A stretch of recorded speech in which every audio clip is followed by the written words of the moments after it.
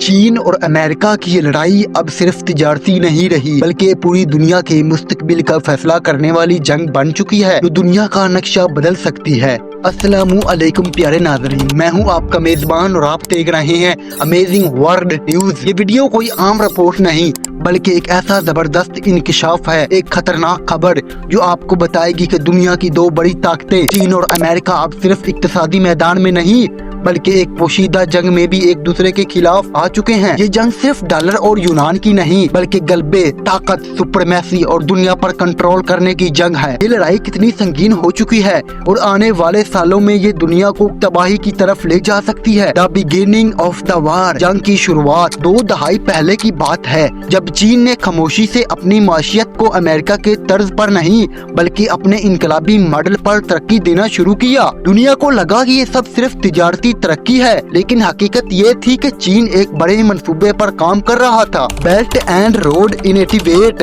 یعنی شاہراہ ریشم کا جدید منصوبہ۔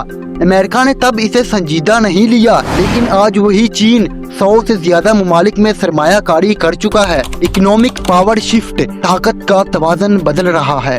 ناظرین، یہ سن کر آپ حیران رہ جائیں گے کہ 2024 کے آخر تک چین کی معیشت کئی شعبوں میں امریکہ سے آگے نکل چکی تھی۔ ٹیکنالوجی، AI، سیمی کنڈکٹرز اور رینیویبل انرجی جیسے میدانوں میں چین نے دنیا کو حیران کر دیا۔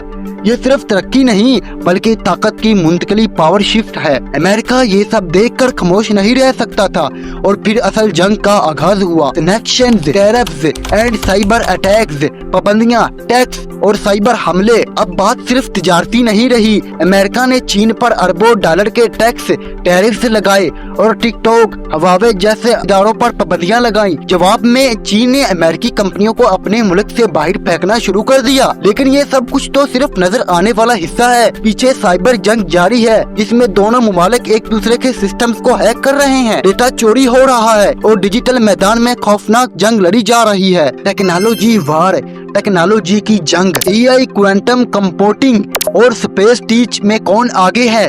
یہ سوال آج کی دنیا کا سب سے بڑا خطرہ ہے۔ چین نے 2025 تک اپنا کوانٹم انٹرنیٹ بنانے کا اعلان کیا ہے، پوری دنیا کے انٹرنیٹ سسٹم کو بیکار کر سکتا ہے۔ دوسری طرف امریکہ نے چین کے خلاف ٹیکنالوجی بلاک بنانے کی کوشش کی ہے جس میں بھارت، جاپان اور یورپی ممالک شامل کیے جا رہے ہیں۔ ڈالر vs یونان، ڈالر بمقابلہ یونان۔ اب اصل ہدف ہے کرنسی کی بالادستی۔ چین کی کوشش ہے کہ یونان کو عالمی کرنسی بنایا جائے تاکہ دنیا ڈالر کی غلامی سے آزاد ہو سکے۔ کئی افریقی، ایشیائی اور حتیٰ کہ لاطینی ممالک اب چینی یونان میں تجارت کرنے لگے ہیں۔ اگر ایسا ہوا تو امریکہ کی معاشی اجارہ داری ختم ہو جائے گی۔ یہ وہ خوف ہے جو امریکہ کو سب سے زیادہ ڈراتا ہے۔ What will happen next? آگے کیا ہوگا؟